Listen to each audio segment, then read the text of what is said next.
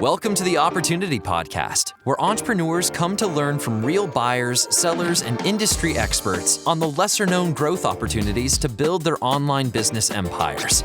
We'll uncover tactics veteran online business entrepreneurs have used to build, buy, flip, and sell their way towards personal wealth. Sit back, grab a coffee, and get ready to uncover hidden growth secrets.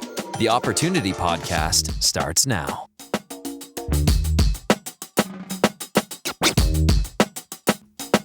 Welcome back to another episode of the Opportunity Podcast. I'm your host, Greg. You probably expected this if you listened to the episode with Sarah and myself a few weeks later, that I have taken over as the host of the Opportunity Podcast now as Sarah moves into her own entrepreneurial adventure. So I'll be hosting the show moving forward. And today we have a very cool guest and a very good friend of mine, actually, Jana Krekic. So I met Jana at Affiliate World Dubai when I spoke there a few months ago, and I was blown away with the business that she's built, a business called YLT Translations. She's the CEO and founder of. Basically, what YLT does is helps Amazon FBA sellers, people like you listening in the audience, expand internationally into other marketplaces, say from US to Europe, Mexico, all the different countries in the EU, as far as the Middle East. And this is just an awesome interview because there's some stuff in here I had no idea about. Like some of the things that I would have feared if I was expanding to Europe were, not as bad as I thought. And some of them were way worse than what I thought. So if you're looking to capture the more global market for your FBA product that you're selling, this is a very, very important episode for you because there are a lot of pitfalls that you can walk right into pretty easily if you don't do your research first. Now, the rewards of doing this, by the way, on the flip side, can be huge. Jana mentions that a lot of her clients are 7, 8-figure and even 9-figure sellers. They're seeing revenue in Europe that is equivalent and sometimes even more than what the revenue they're seeing in the US market. So there's all sorts of value in this podcast. Jana goes really deep. Highly recommend. You can check out the show notes below to check out YLT Translations as well as the other resources that Jana mentioned. So without further ado, let's get started and let's introduce Jana to the Opportunity Podcast.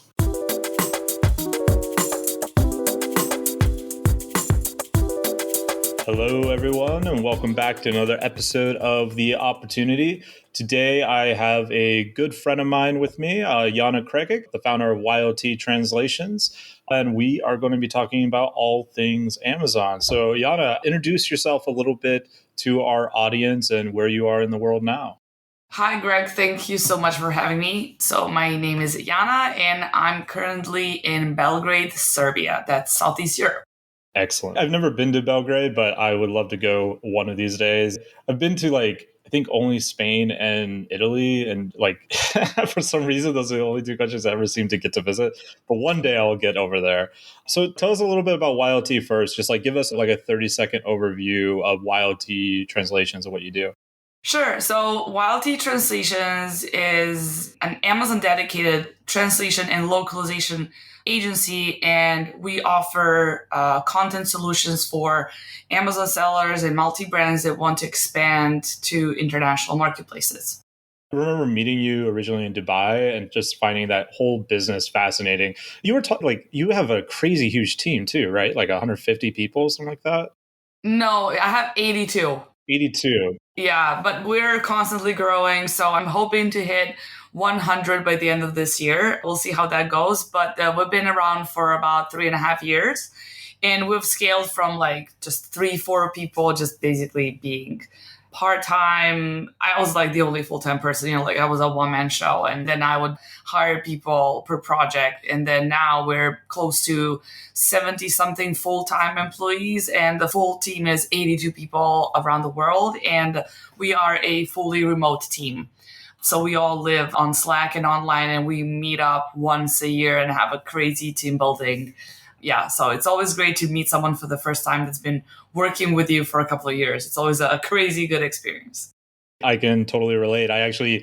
We had our Empire Flippers meetup a few months back in Vegas, and I got to meet some new hires on my content team for the first time. There was this guy, he's a quieter guy on my team, but I told one of my other team members, I bet you get him at an EF meetup, he's going to be like the life of the party. He's like, what do you mean? He's super introverted. Like, just watch. I have a good feeling. And sure enough, he was like, I knew it. Yeah, absolutely. I mean, you never know. I mean, like sometimes when people like type on Slack, you're like, this guy is such an asshole. And then you meet him in person, you're like, oh my God, I love you. Guy. Just like the tone deaf with font, with like writing. Exactly. So, yeah, totally. The remote teams create all sort of interesting stuff. Like the fact that you were able to scale this business from basically what you said, a one-man show to where you are now is super fascinating. And we'll dive into that. But before we do that, like, walk me a little bit through like your entrepreneurial journey with e-commerce. Like before YLT, were you running your own FBA businesses, your own e-commerce? Like what did that look like and how did that evolve into YLT? Right. So, no, I was not an entrepreneur before YLT. That's my first baby business. But I was always very interested in e-commerce. And I was working in one of the biggest e-commerces in Europe for around 8 years. And I was their COO. I had 400 people to manage, and it was an incredible experience. And I literally learned what it takes to build an e-commerce store from scratch and like to build it to 9 figures. And this is also where I came across Amazon as well. Amazon was not specifically important platform for them because they were having a bunch of sales through, I don't know, like their own websites, and they also did Shopify as well. And Amazon was just, starting to be interesting for the most of the world. I'm talking about like 12 years ago at that point. And I just got interested in Amazon, and I asked them literally if I can have the account to play around with, to learn what's a buy box and stuff like that, And there were no tools at that point. There was like no Helium 10 or any of the other Amazon related tools that now people use. So we were basically just left to use Keyword Planner from Google AdWords. That was basically the only thing that was working. And then they had like tons of products already launched on different marketplaces, but the translations were very poor. And my background is in translations and literature. I'm actually a translator and I speak 5 languages. And I was first a translator, and then I transitioned into e-commerce that way. That's why I understood the importance of content immediately. And I hired a couple of people from the call center department to just do a quick translation of the content for those products for different marketplaces at that point. And also use Keyword Planner as SEO for Google's algorithm, because that's all we knew at that point. And that's when things started changing, and we've started receiving more impressions and higher click-through rates. And I was like, this is very, very interesting. And then after a while, after I got fed up with my ex-boss, and I had to thank him for being such a horrible boss, because I don't think I would have quit my job. I really enjoyed everything about that company and the whole journey. And I decided to quit. And I've always wanted to have my own translation agency. And that's how I started, being an e-commerce, basically dedicated translation agency.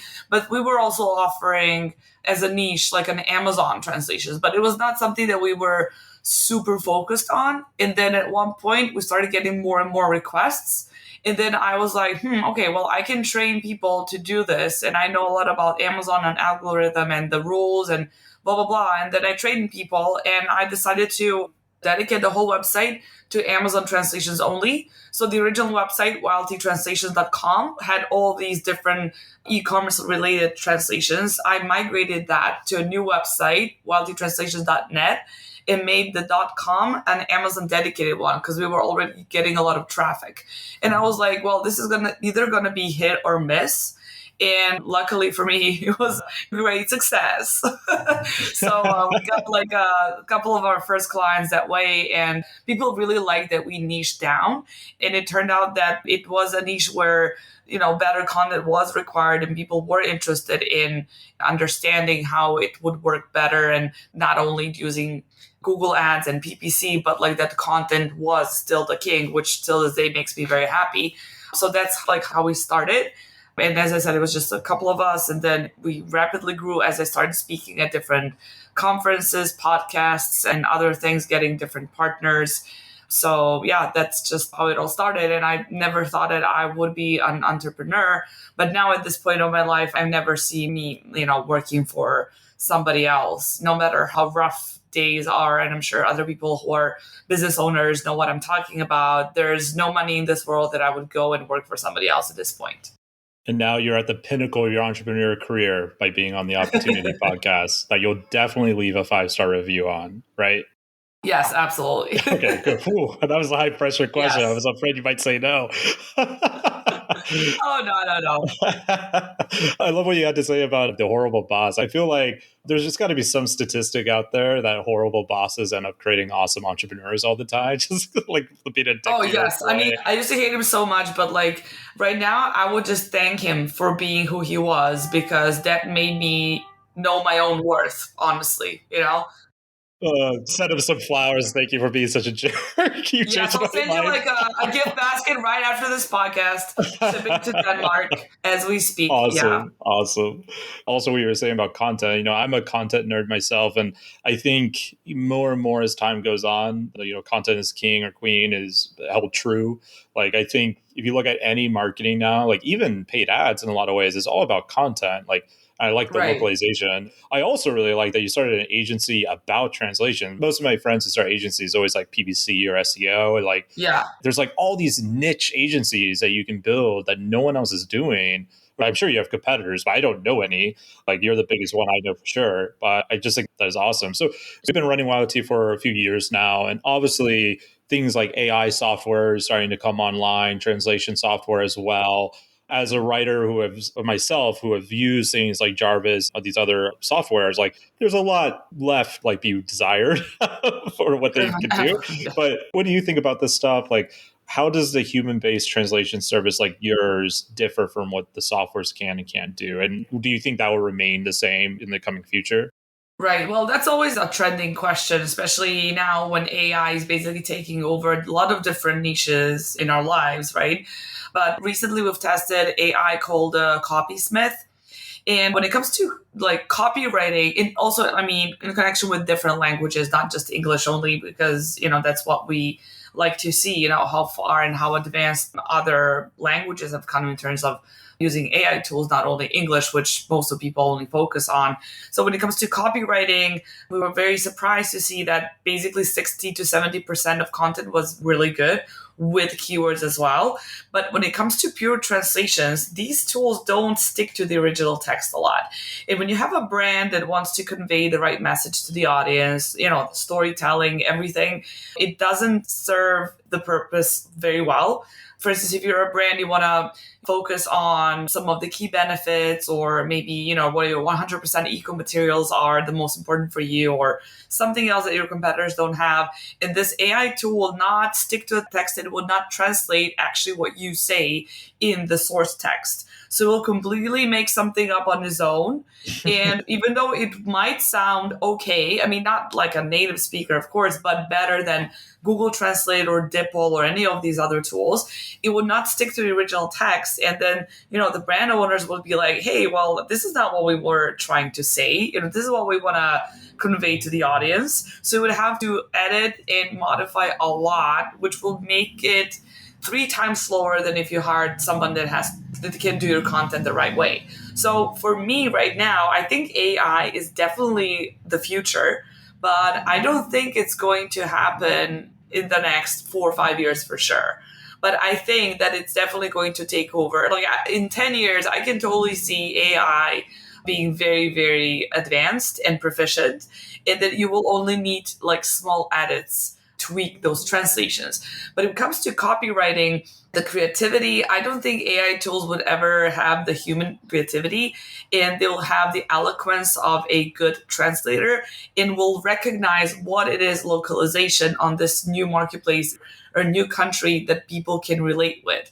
Like we've recently had one of the sellers, they had like a bullet which used the word like double decker for his product to explain that this product had like 2 layers, like one on top of each other. And they used like, the bullet point was like, this is a double decker. I don't think AI would be smart enough to understand and to translate this to French, and not with double decker, but something which is kind of more similar in, so that French people can understand what they mean by double decker. I don't think AI tools will have that much intelligence in them ever. So when it comes to creativity, I think that humans will always be one step ahead. But when it comes to good content, I mean, accurate content, I think that will get better and better. But I don't think that it will ever fully replace human copywriting, translations, and just the power of expression. Yeah, I agree with you. Even on the non-translation front, I've played around with a few AI tools and like they've gotten way better than they used to be. But similar to what you said, about 60% of it makes sense and like 40% is often nonsensical still in a lot of ways, which leads to some funny outcomes sometimes. But I feel like a slow writer could really benefit like an English AI tool right now. They still would heavily need like to edit it. From a translation point of view, I feel like it's really dangerous if a brand just allows, like, say in the future it does get a lot better. I think it's still probably dangerous if a brand allows it to do it without any human oversight that doesn't know the language, just because, like, who knows what it's saying? And most e-commerce owners that I they don't speak 5 languages like you, right? So it could be anything to them. Yeah, exactly. I think like what you said, it's really interesting. Like copywriting AI tools could be used for a slow writer. I think it's also good for beginners because, maybe they can sense the way and how things should be like, just to give them like some hard guidelines. But I don't think it would at this point save you any time, honestly, because as you said, 60% it's okay, but then 40% doesn't make any sense. So it will still take a lot of time and effort for you to correct that and, like write it in the same style and, convey the same message as the first 60% of the text. I know Amazon is also developing their own AI tools and everyone is developing their own AI tools. That's just how I feel. But I just think when it comes to language, that's going to be definitely the trickiest one. And that's why it's going to take the longest time. But I think that even then, you would still need human help. I agree. And AI is definitely infecting every marketing ecosystem, if not the other ecosystems. Like every marketer is talking about AI, just feels a little bit like maybe drinking the Kool-Aid too early. Yes. Yeah. So let's get back to Amazon here in general. So let's pretend I'm an Amazon FBA seller. I'm selling blenders on the US marketplace or whatever, and I'm looking at international expansion. What are the opportunities that comes with expanding, like from the American market to, say, France or Spain or so on? Like what kind of opportunities are you seeing there? Yeah, so that's always a good question because you have so many US sellers that really don't see any other opportunities apart from the US market. In the US market, of course, is the most challenging one, but it's the one that has the most rules, especially within the last year, they have, all the black hat techniques like the search, find, buy, and tons of other things are not allowed anymore. And it's really, really hard to get ahead of your competitors. And some of the very big sellers are doing that successfully. Some of them are not. So you have basically two types of sellers that want to expand. Like the first ones that are very successful, but they want to, like create more profit and more sales, but don't know how to go on international marketplaces. And it always surprises me how these big US sellers, they don't do so well in international marketplaces because they literally don't know how things work on other marketplaces. Like they dominate the US one, but they're not as successful on other international marketplaces, which can be absolutely easily avoided. And the second group that hits the wall and it's like, well, these keywords are too strong, there are too many competitors and, like PPC clicks are insane. Let's just go somewhere else. And they also don't do much of a homework. They just like, okay, I'm just desperate. I want to go somewhere. And they never know where to go first. Now, usually it was a very good idea to go to the UK market first because of English. But even though it's the same language, you still have a localization point to the UK English language, which of course is different. I mean, you have tons of words and things that they say differently, and that affects your sales because you might be ranking for completely wrong keywords. Like we had a seller, she was selling diapers, kids diapers in the US. And then she just copy pasted the same text to English UK marketplace. And then she got ranked for completely wrong products because diapers, this is how British call adult diapers. They don't use diapers as a word for kids diapers. It should be used nappies and not diapers. So she was being ranked and she like all her clicks that she got was for an absolutely wrong product. So that's something that a lot of people, they make a mistake with that. They just think, okay, well, it's all English because like people in Europe, they usually speak at least 2 languages. But people in the US, they only speak English. And that's why their English content is the most important one. And when they expand to other international marketplaces, they don't care much about content because they don't understand it. But their audience does understand it. And that's the problem. Right. Because if you don't understand it, I mean, their potential buyers will understand it.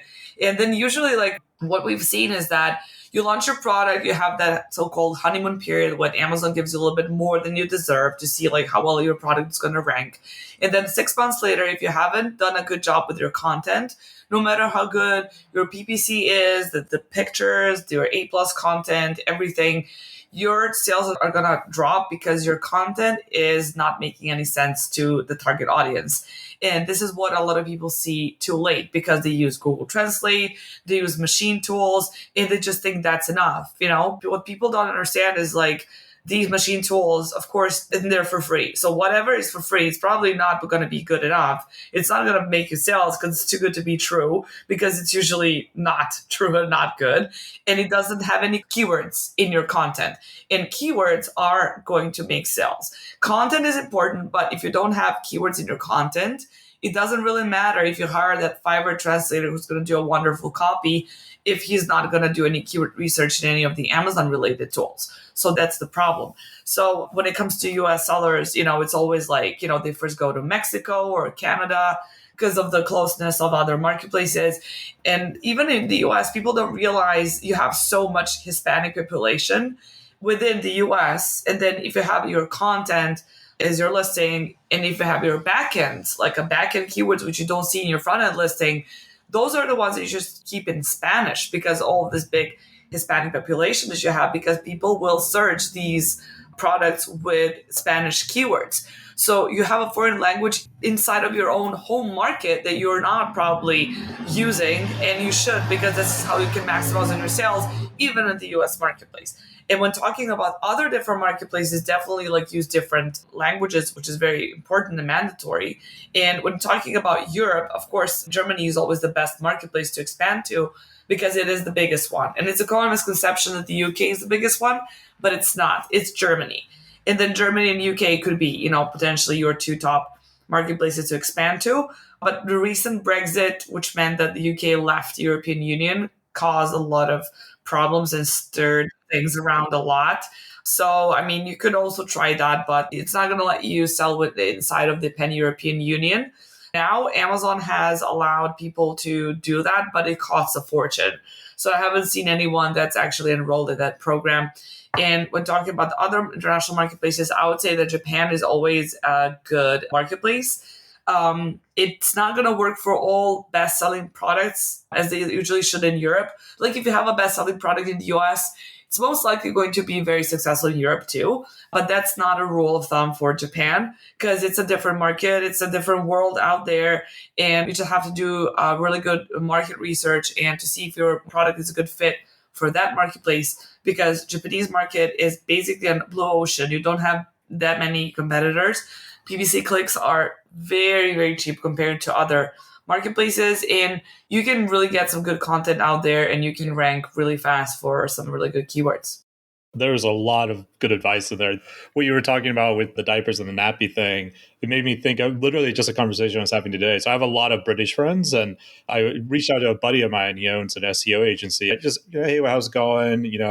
How's things at the agency? He's like, oh man, I hired this VP of biz dev. He's the total dog's bollocks. And I thought he was saying like, this guy's terrible, but the rest of everything he was saying was like everything is going really well. Like, so everything's going really well, except for this guy that's terrible. So I had to like Google it, like, oh wait, this is a compliment. I thought you were like insulting this guy that you hired. Right? But just imagine having that like in your listing and you're like, wow, you might have offended someone that way, But, like just talking about the US, like, for instance, like folks in Pennsylvania, they say book bag, but people over in New York, they say backpack, right? So even like within like the US, you have these differences, which is... In Alaska, we say a snow machine in Alaska, and like I think most of the US calls it a snowmobile. So I had no idea there was a difference. Yeah. Some of the other stuff you said there, like talking about the Hispanic market, I've seen FBA people who expanded into Mexico using like the Spanish translate it local, all that kind of stuff. And they'll get sales in the US because a lot of like Mexican immigrants or second generation, they'll still use the Spanish version of Amazon. So it's like you're still shipping to the US even when you're on it, which I think is quite interesting. I like what you had to say about Japan. That was one of the follow-up questions I was going to ask you. If there was, emerging markets of some sort that are easier to start getting into. It sounds like Japan is, but I imagine, and maybe this is something you consult on, but I would think before you expand to any market, you should see, like, are people actually buying that kind of product? Does Japanese people even want a heavy weighted blanket? Like, is that a thing that they desire? Is that something you help your clients with before they expand? Yeah, well, that's always a good question. As I also previously said, like, you have to do a good market analysis of the market, because it doesn't necessarily mean that people would want your blanket, because if they want it in the US and in Germany, doesn't necessarily mean that they will want it in Japan as well. So we do some sort of market research, which would combine if people would buy it or not, and overall market analysis, which I think it's pretty good.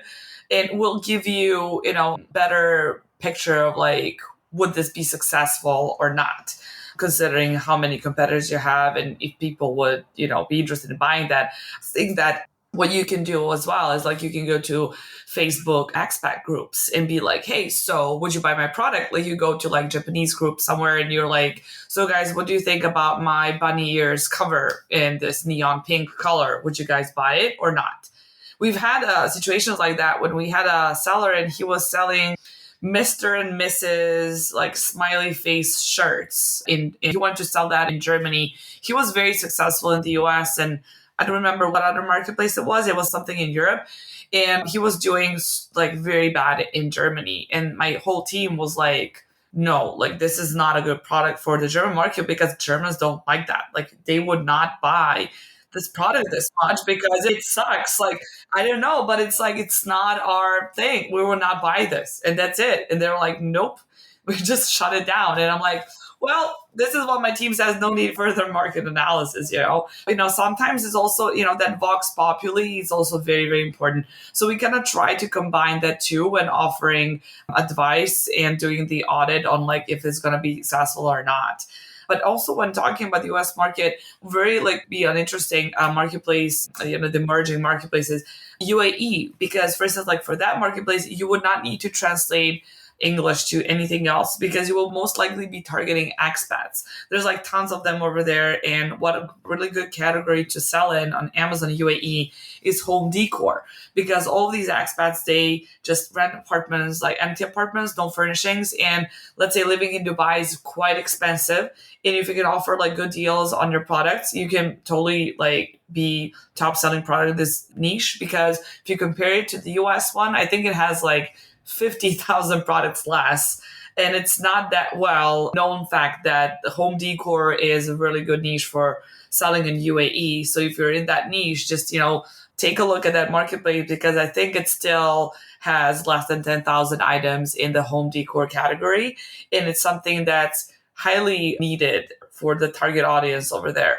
They translate it to Arabic, you'll be targeting a completely different audience. But for home decor, you would not need to translate anything. And also because of the cultural ties between the two countries, you would use US keywords as well. Like Singapore is connected with UK English and UK keywords, but Dubai and UAE are connected more with US content and US keywords. So no translations or anything needed for that. That's fascinating. My second command, I think you might have met him when we were in Dubai. John, he lives in Dubai. I'll have to let him know. We can start a little side hustle selling some D&D inspired home decor.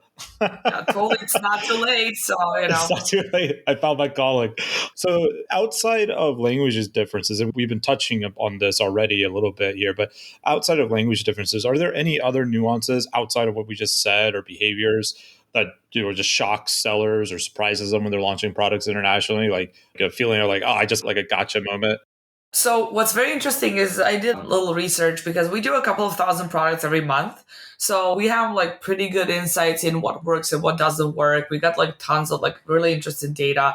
So for one of my presentations last year, I did like missed opportunities on different marketplaces. And this is also something that people don't investigate. And it just fascinates me how much people miss out on versus content, because they just focus on English even though you live in the US and you know about Hispanic marketplace and Hispanic population, you don't even consider putting these Spanish keywords in backends, let alone, making the different marketplaces content being top priority as the US content one is for you. Like what I found a really cool product was a portable AC. It's not even a machine. It's like this little plastic thing, like a portable AC that you can carry it with you wherever.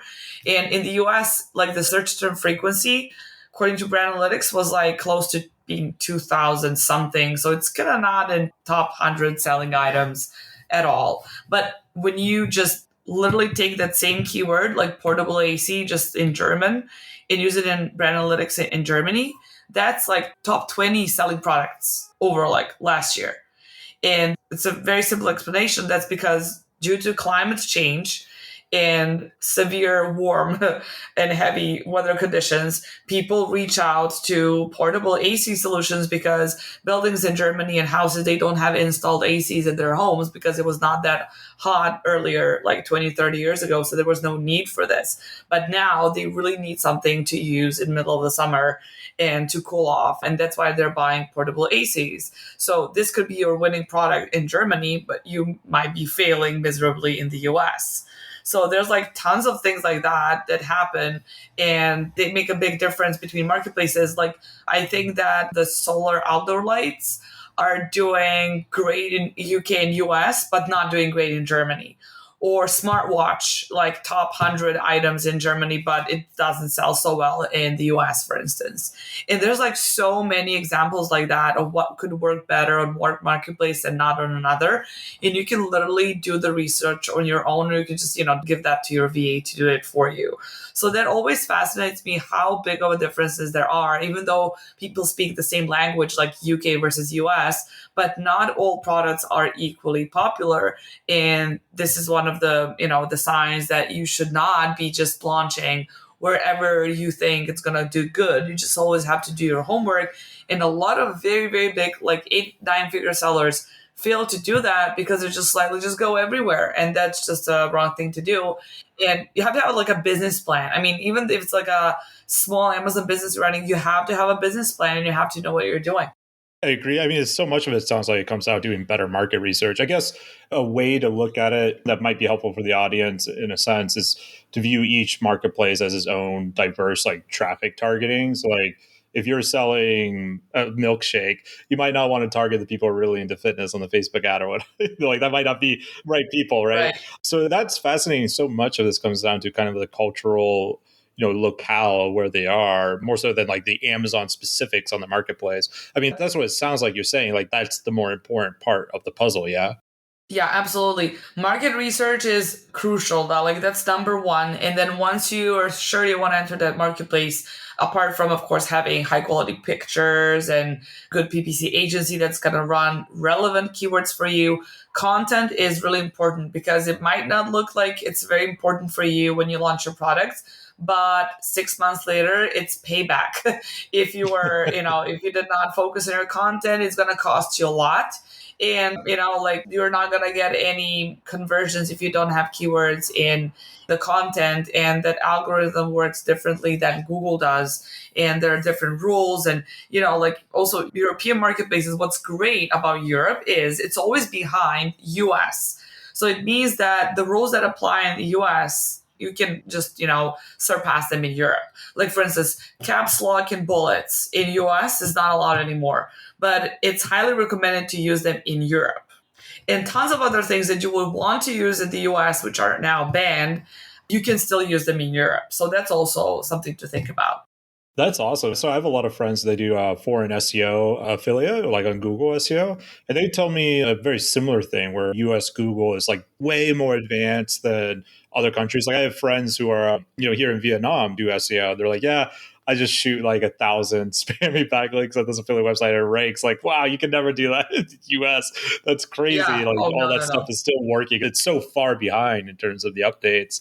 So that's interesting. In terms of other nuances here, so like me coming from a more of a US centric background, obviously, when I think about expanding into a place, say like Europe or Middle East, which I know is a growing emerging market that we briefly touched on there, my fear is like I'm going to get hit by some kind of regulation I didn't know, like something I had to do with my packaging or like something getting caught up in customs. Like when we were at Affiliate World Barcelona, I could like not for the life of me get our water bottles through customs. Like did everything I could, but they wouldn't allow it, right?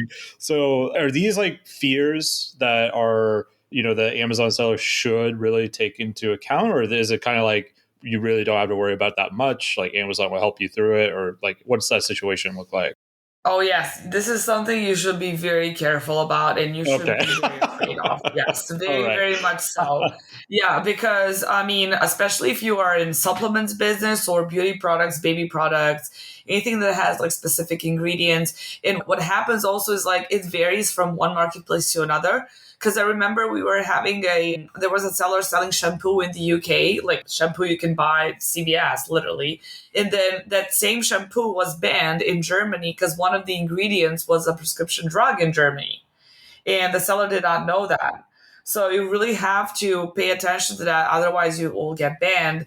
And what's really interesting and important about the packaging, so this has always been mandatory. Like you would always have to do that. But Amazon has not been pushing it. But since this year, your packaging has to contain all like the languages of the countries you want to sell in. So for instance, like if you have like your MBA warehouse in, I don't know, Germany, and you want to sell to Italy, UK, and Sweden, you have to have all of these languages on back of your packaging. It doesn't have to be like a full like 300 words in each language, but like the ingredients and like other main things, they have to be on all of these languages. Otherwise, the customs would not let your product get to the final destination of that country. And they've just started like reinforcing it like this year. So now they're getting serious about it. And a lot of sellers, how they deal with this is like they just put a peel and seal label on back, like, and then you just have like various languages like that. So that's how they solve it. But they've been like really like, reinforcing this year, and they're not kidding about that. So that's something which is super important when selling in Europe. We've seen tons of like sellers get back to us. They're like, well, I thought we could like, and also, what's ridiculous? Like those translations for packaging, it's like, I don't know, like 150 words, and that costs $20 for like those 4 languages, and you don't want to do it, just because like, whatever, we'll just like skip that and see. And then your products get stuck. You lose a lot of time, you lose a lot of money just because you wanted to, save like $20. And basically like content and keyword research and all of that, when compared to A+ content, brand registration, photos, tons of that, that's so cheap compared to everything like that. And it's basically like a one-time thing only. PPC agencies, you pay them thousands of dollars every single month. Why not like invest in content the right way when the time is right? You invest it one time and then you just have to optimize it every 6 months. It's literally such a small investment for a very good ROI, honestly. 100%. It's funny where entrepreneurs try to like shave money. I've seen entrepreneurs like trying to like cut costs by getting rid of things like Geekbot, which is like, I don't know, $5 a month. Yeah. Like this is not saving your company by getting rid of this. Yeah. You know what I mean? So with the translation thing, if I'm starting to sell, let me ask you this first, actually. So the warehouses in Europe that Amazon's sending these fulfillment, like they could have a warehouse, say in France, that's shipping to Spain, right? Yeah. Cool. So that's what I thought. So I would think the strategy for someone expanding into Europe, like even if you're only starting off in, say, Germany, is just have all the languages on there anyways. Because if you expand later, like say from Germany to France, using the inventory you sent in originally for Germany, couldn't that get mixed up and be sent to France and then you get penalized because you don't have that language already on there? I'm not sure if it can be shipped to a wrong country, but they will just not ship it. They will return it to your warehouse. That's important. And also, like, of course, I mean, before, like, okay, let's say you have a warehouse in France, you want to sell in Spain, you want to ship products there. You have to have the VAT. You have to have like tons of other things in order. You cannot just like ship it like that. So you need like a couple of things like, all those boring VAT, tax, compliance, blah, blah, done. And then you can ship like elsewhere. But once that's done, you will literally have 7 other marketplaces to ship to. And that gives you much more possibility and opportunity for your growth and sales and profit overall. So I would definitely recommend selling in the pan EU. And from what we've also found out, also Amazon has been pushing international expansion for the last year and a half, and they will keep pushing it because what we found out is that next 5 marketplaces are going to be open, which I was, pretty sure they're going to start pushing South America more. So they're going to open Chile and Colombia by 2024. They're going to open Belgium as well, Nigeria, which is very interesting, and South African Republic. So that's all going to be up and running up until 2024. I think the next new marketplace is going to be Belgium. Wow. I'm surprised it's not in Belgium already, considering the footprint that's in Europe. That's fascinating about Nigeria. I hadn't heard about that. Yeah, but Nigeria is very interesting. Like you can also leave English content as well. So that's going to be very interesting for UK and US sellers that want to ship there. Pretty much sure it's going to be FBA friendly. So that's going to be very interesting because that's going to be the epicenter for the rest of Africa.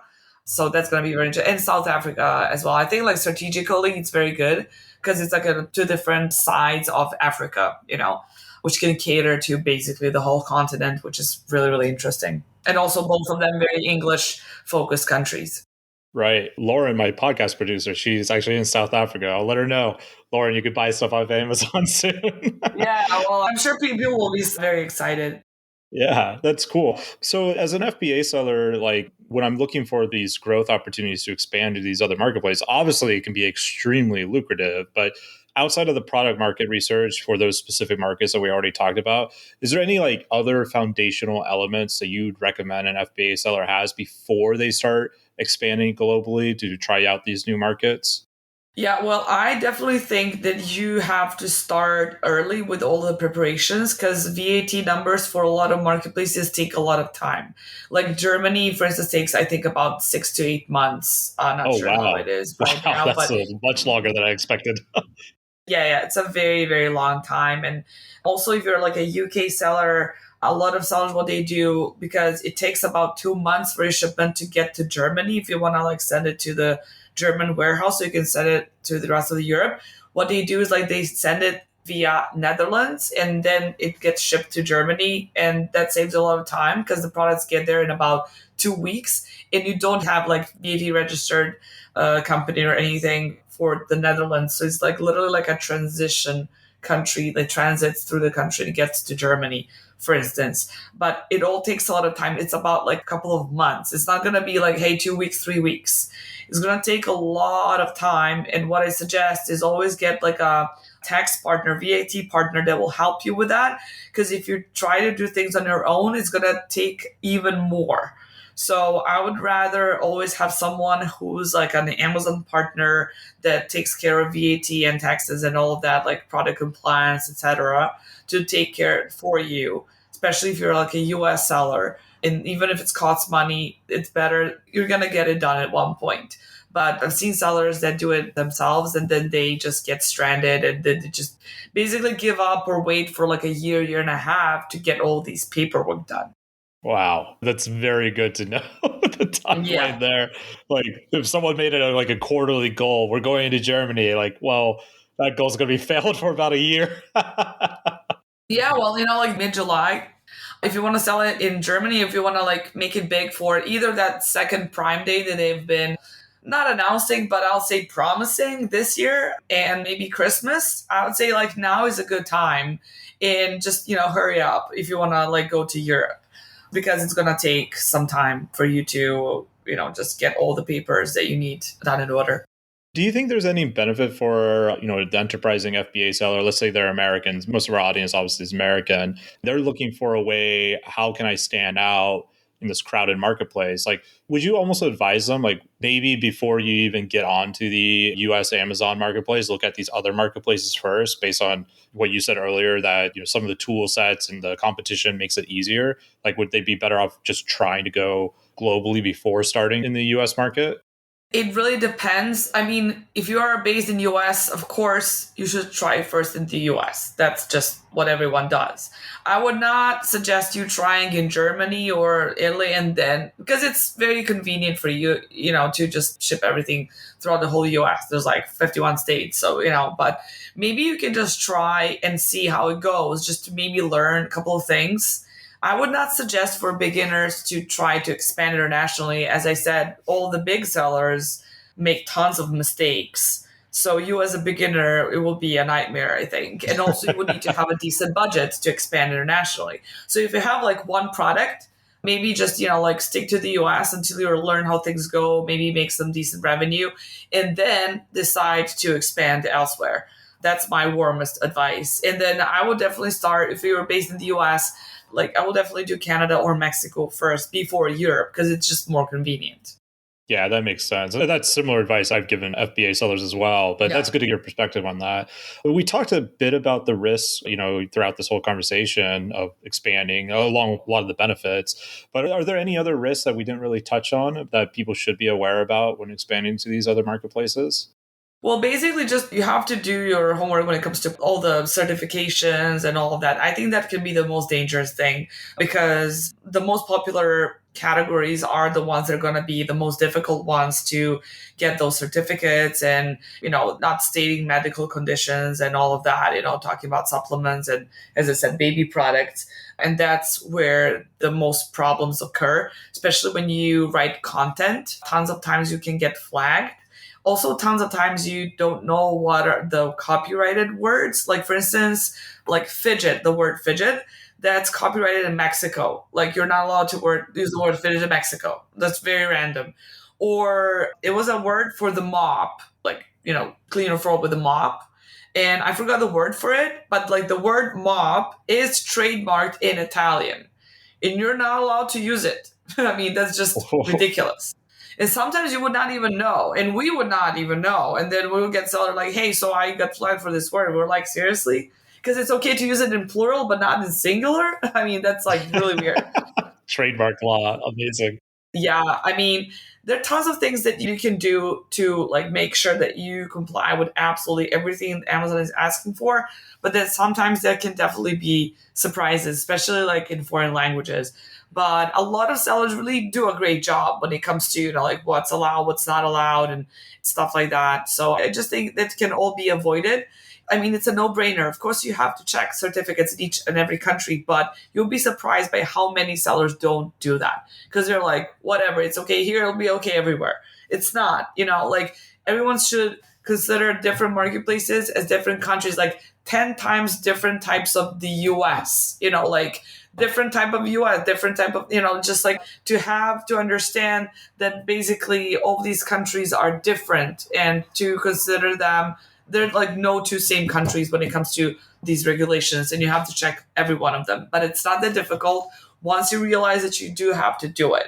A lot of times people have problems because they never do that. So that's basically what it is. I've worked with, hundreds of entrepreneurs at this point. I am not shocked at all by them not like finding the right certificates. That seems like a very entrepreneurial thing to do. Like, just let it ride. Like, then a few months later, like, oh wait, my business is totally illegal in this country. I had no idea. Yeah, exactly. And that's also, as I said, like you don't have to be a small business owner. Like tons of huge sellers like do these mistakes over and over again. And I'm constantly surprised by that. I'm like, how are you successful in the US and you really suck at like all other marketplaces? And they can do literally the same or even better. We've had people that have the same, like, let's say 7-8 figure sellers. They're making the same revenue on all European marketplaces combined as they're making in the US. And some of them are even making a bigger revenue in Europe than they are in the US, depending on the product, depending on the competitors. But all these people that, they make good revenue is because they do their homework and they plan things ahead and they double check things. And, like earlier, I would not even talk about this because I'm like, wow, this is basic. This is what everybody knows. But from my experience, not a lot of people know this, even though it's pure basics. Yeah.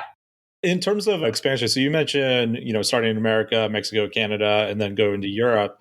I imagine the first country, based on what you said about Germany being the largest market, like Germany would be where you'd recommend starting. Like outside of there, like what is like the common path? Like, so get my products in Germany, ready to go to the next country, which is the path of least resistance, I guess, that you see sellers follow. Right. So usually like Germany, UK, those are the two marketplaces that are most interesting for the US sellers. And then from Germany, they would definitely do France and Spain. And then we have Italy. That was like the OG for marketplaces like Germany, France, Spain, and Italy. I mean, outside of UK, that were international marketplaces of Amazon. But Italy is a very, very, very small marketplace. Unless you know you have like a good product for the marketplace, you don't have to waste your time on that. So Germany, France, Spain, UK are the ones that you can focus on. And then, of course, we have these new marketplaces, the Netherlands, Sweden, and Poland. The Netherlands is a fairly small country. Not sure if I can recommend that, like top 4 or 5 marketplaces for you. And then Sweden and Poland could be very interesting in the near future. You know, Amazon has not been focusing on pushing these markets yet. Because once Amazon says like, okay, that's enough. Now we're pushing this marketplace, the marketplace is going to just blow up. That's what happened with the Netherlands. Like they've launched Netherlands and nothing happened like in the first year and a half. People were pissed. They're like, translated this whole catalog, nothing's happening, blah, blah. But Amazon did not even enroll PPC the last year. And then Bol.nl was the dominant marketplace, and Amazon was like nowhere near Bol. But once Amazon said like, okay, enough is enough. Now we're pushing Amazon Netherlands, and now they're like the biggest marketplace. They have surpassed Bol by like, I don't know, 2-3 millions or something like that. Wow. You know, it's just a matter of time if like Amazon says like, okay, we are taking over and that's it, you know? So I think that Sweden and Poland, especially Poland, because Poland has their marketplace Allegro.pl is in top 10 marketplaces of the world. It's like right next to Tmall and Shopee. I mean, this is like an amazing marketplace. And they have like 12,000 online stores. I mean, it's incredible. And tons of other big names and big brands and e-commerces have their warehouses located in Poland because it's really convenient because Poland is centrally located in Europe. So it's very convenient to send and ship items anywhere else in Europe. So going to be a very fairly short amount of delivery time. So Poland is going to be crazy good, but it still hasn't taken off, and neither has Sweden. So I'm just expecting that this also like becomes their priority maybe beginning of next year. But I will definitely keep an eye on these 2 marketplaces for the future. That's a great roadmap. That's super interesting about Poland.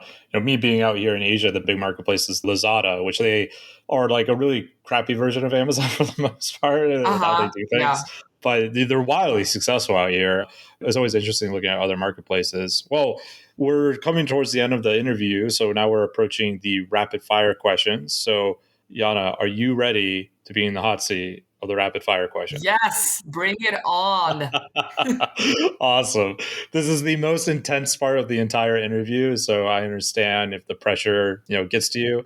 Yes, it got me very high pressure. All right, cool. Let's do it. So, in your opinion, what are the best hidden growth opportunities within international FBA marketplaces? Well, this is what I mentioned, those hidden products on the international marketplaces that you don't know are going to do well unless you do a research. So, if you're looking for hidden opportunities, I suggest you go to brand analytics and type your product in different marketplaces, let's say Mexican, German, UK, and see how high this frequency search term is going to be on your list. If it's going to be like in top 20 and on your home marketplace, it's like 3,000 something, then this is definitely a good sign for you to check out the marketplace. And then after that, you can, check your competitors. You can use Helium 10 black box to see the revenue potentials and tons of things you can do on your own. But definitely I will go to brand registry now and translate that keyword, see how this product ranks on different marketplaces and get inspiration from that. Awesome. So what tools or resources can FBA sellers use to help them make that smooth transition to selling internationally? And why is it YLT.com? Yes, good question. Thank you for that question, Greg. Definitely not a leading question. It's very totally unbiased. not. No, just casually mentioned. So the tools that we really like are Helium 10, because it has like tons of tools in that one. As I mentioned, the black box, because it gives you like the revenue of the product, the potential. It's really cool. It also gives tons of keyword research for international marketplaces. And we've recently started to use Data Dive. That's focused only on like keywords for PPC, but it's done an amazing job because you can totally see where your competitors are missing out on like potential keywords. Like you can see like I'm using this keyword and I've got only 2 of my competitors ranked for this keyword in the title. And then you can also do the same for bullets. So it gives you tons of opportunities to get ranked for something others are missing out on. And by doing my research for international marketplaces, I can guarantee, and from what I've seen, is that in 90% of highly competitive niches, there is room for these type of keywords that nobody's using, but could be used just because sellers don't focus a lot on the foreign written content. And this is where you can find your opportunity. And we at YLT, we are the first agency that to use that data dive tool and Helium 10 combined. And we've seen some amazing results. So if you guys want us to do an analysis or just give you an idea of like a sample of what are those keywords that you're not ranked for and your competitors are not ranked for, but you can and your competitors are not going to ever find out about those keywords, you can just contact us. I'm really happy to give you like a sample of the keyword research that we do, but it's an absolute game change. And I'm really excited to start enforcing this keyword tool in future as well. At Data Dive, it really has come onto the scene hard. Seems to be the darling of the day for a lot of my FBA friends. It is amazing. It really gives so many good insights that you would usually spend so much time on like a gathering, but this is just like quick overview of everything that's good and everything that's bad with your competitors. And you just have like so many holes to fill out on international marketplaces when it comes to international keyword research that it's insane. I'm constantly surprised by how poor of a job all these other sellers are doing. Rarely, if it's a really highly competitive niche, out of, let's say, 15 competitors, you'll have 4 that have great content. And that's just an amazing work. Only 4 content, because it's usually 0 or 1. And I guarantee this is what I've seen happens. I will definitely link it in the show notes if anyone wants to take a look at it. All right. So now the hardest question in this entire interview. What has been the funniest moment you've had working within e-commerce so far? Oh my God, the funniest moment. Wow, it really got me here. It's a hard one. It's a really hard one. I mean, this whole journey has been so fantastic with like a bunch of ups and downs and crying and laughter. I think the funniest moment for me now, it was the saddest moment for me at that point. But the funniest moment for me was when I first got out on stage to speak. And I was so afraid. I could feel the sweat running down my thighs. It was just horrible. It was like the worst moment of my life. And then I couldn't remember anything. I just saw the title of my presentation. It was like, I don't know, international marketplaces. It was like a very basic for my first one.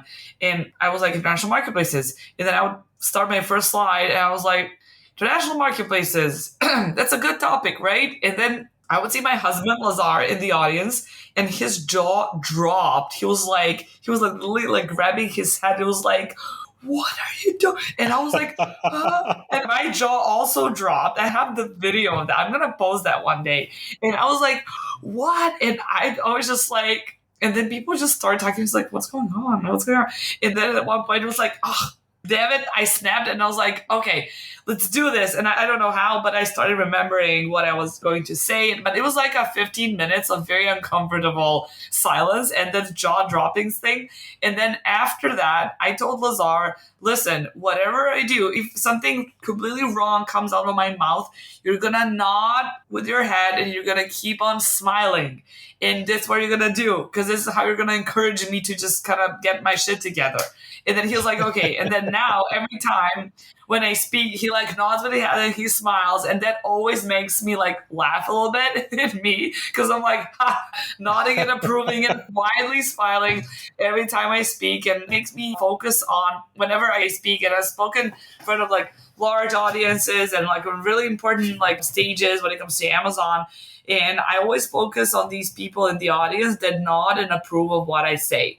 Even if it's only 2 people, this is the only 2 people I'm going to be talking to. And that makes me absolutely super comfortable and very, very confident. So that was one big disaster, but it always makes me laugh when I think of it right now.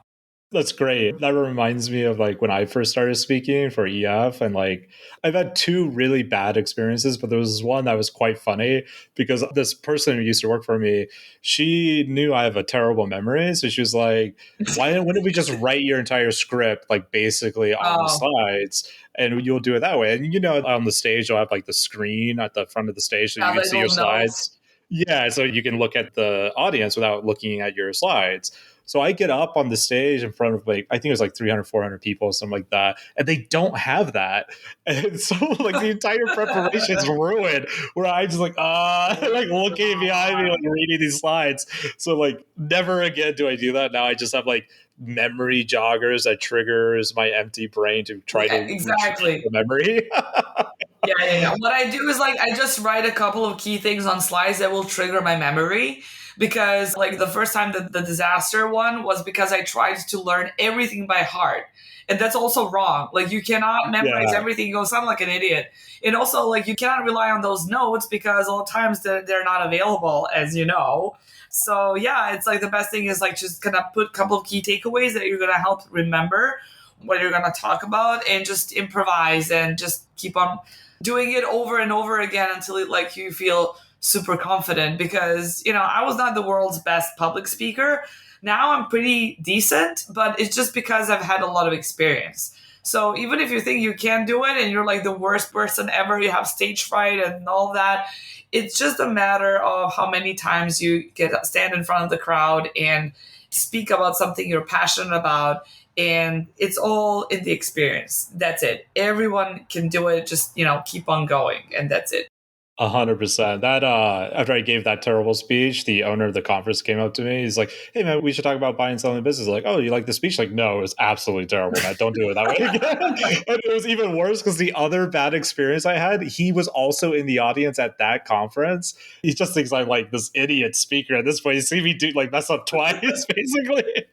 But that's great. But they like the business. Yeah, they like the message was solid. The message was solid, yes. Yeah. But don't kill the messenger. Yeah. Also, well, we're at the end of the interview here, Jana. So, where could people find you if they want to connect with you with any questions that they have? I'm a big fan of LinkedIn, and I've been putting out some really good content regularly and building my followers base. So, you guys are always welcome to hit me up on LinkedIn. You can also shoot me an email at jana@ylt-translations.com. I'm happy to help with any sort of advice or analysis, anything I can do to help you guys. I know it can be very terrifying to expand elsewhere to language you don't understand, but I've had a lot of experience and I'm super happy to help out with that. And you can definitely like our Facebook page and LinkedIn page, YLT Translations, also gives up like tons of like really good content, update on the industry, international marketplaces. We're usually one of the first ones to know all of the major updates when it comes to international regulations. So I strongly advise you guys to follow us. And also, if you guys have any listings that are underperforming, or maybe you're wondering if they can be improved, we offer a completely free audit of already done listings where we can point out on the low-hanging fruit and show you how you can improve your listings and make better sales. Awesome. Good stuff, Jana. All those links and more will be in the show notes down below. So, Jana, thanks for coming on. Really appreciate everything you're offering the community. So, thank you. Thank you so much for having me. My pleasure.